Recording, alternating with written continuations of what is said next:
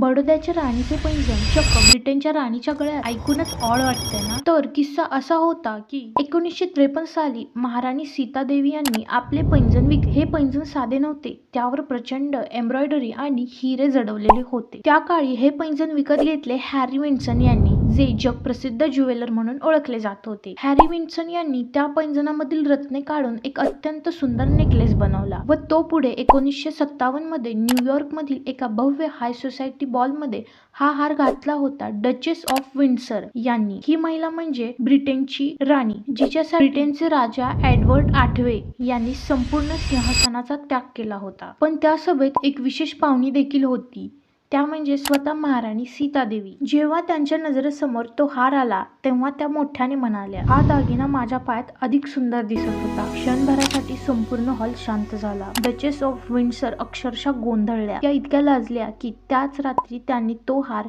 Harry Vinson यांना परत केला.